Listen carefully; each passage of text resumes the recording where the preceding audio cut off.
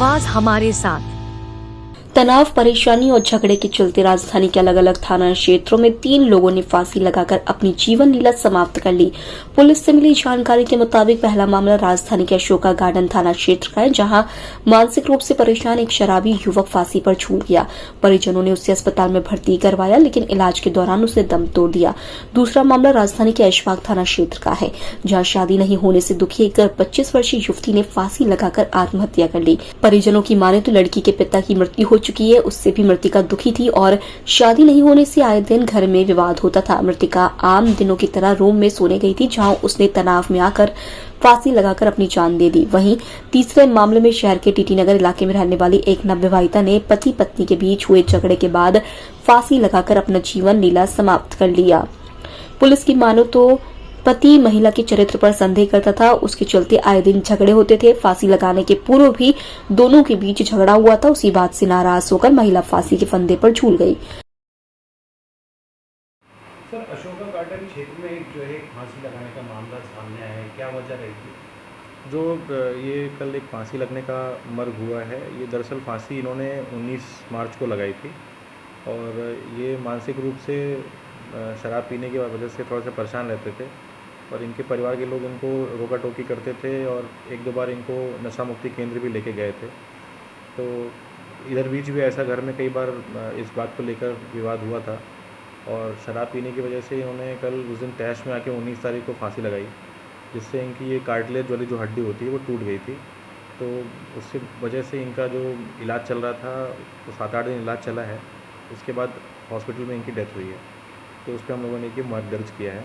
बाकी अभी इनके परिवार के लोगों के कथन होने बाकी हैं। उनके कथन में जिस प्रकार से जो भी जानकारी मिलेगी उस प्रकार से आगे इन्वेस्टिगेशन की जाएगी। सर, थाना ऐशबाग क्षेत्र में जो है फांसी लगाने का मामला सामने आया है, क्या वजह रही थी फांसी लगाने की? जो ये फांसी हुई है ऐशबाग में, इसमें ये मृतिका जो है वो 25 वर्ष की है और इसके परिवार के लोगों से जो अभी प्राइमरीली बात हुई है और इन्फॉर्मेशन मिली है, उसमें लड़की जो थी वो उसकी शादी नहीं हो पा रही थी, उसकी वजह से घर में कुछ कलह होती रहती थी और लड़की का 8 साल की उम्र से इलाज चल रहा था, जो कि इंदौर में एक डॉक्टर हैं जिनको वो दिखाते थे। उस दिन भी लड़की खाना खा के ऊपर सोने के लिए बता के गई थी। यूजुअली ऐसे ही वो कमरे में ऊपर सोने जाया करती थी और फिर जाके उसने फांसी लगा ली है। तो अभी अपेरेंटली कोई बहुत प्राइमरी रीज़न में पता नहीं लग पा रहा है फांसी लगाने का।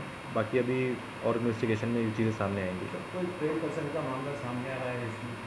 नहीं, अभी तक तो प्राइमरीली ऐसे कुछ किसी परिवार के व्यक्ति ने किसी बयान में कुछ बताया नहीं है। हमने मर्ग रजिस्टर कर लिया है। इसके बाद अगर इस प्रकार की कोई बात निकलती है तो उस प्रकार से इन्वेस्टिगेशन की जाएगी। सर, टीटी नगर पे फांसी लगाने का मामला सामने आया है, क्या वजह रही, क्या किस वजह से फांसी लगाई?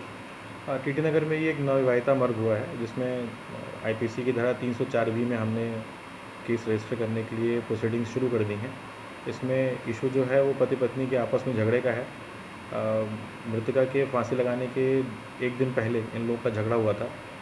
जो परिवार के व्यक्ति हैं उनका ऐसा बताना है कि इनके आपस में झगड़े कुछ एक्स्ट्रा मैरिटल अफेयर को लेके और पत्नी के पास ही कोई एक्स्ट्रा फ़ोन था, उसको लेके होते रहते थे। इसी संबंध में परसों भी इन लोगों का झगड़ा हुआ था। इसके बाद वो लड़की और उसके परिवार और उसके पति के परिवार के बीच में सुलह हो गई थी, लेकिन वो लड़की के मानसिक रूप से कुछ उस झगड़े के बाद परेशानियां हुई और उसने जाके आत्महत्या कर ली है। तो अभी इसमें हम लोगों ने पंचनामे बना लिए हैं और इसमें 304B का मामला दर्ज कर रहे हैं। सर, इसमें फ़ोन डिटेल निकाली जाएगी पुलिस द्वारा कि फ़ोन क्या एक्सटर्न अफेयर रहा है, क्या दबाव बनाया गया है, क्या मतलब मानसिक? हाँ, इसमें जो लड़के के परिवार के लोग हैं उन्होंने 1-2 लोगों के नाम बताए हैं, जो कि अभी इन्वेस्टिगेशन में उनके नाम सामने आएंगे और बिल्कुल फ़ोन की डिटेल्स हमने फ़ोन जब्त भी किए हैं, फ़ोन को भी एनालिसिस करवाएंगे और फ़ोन की कॉल डिटेल्स भी दिख जाएंगी।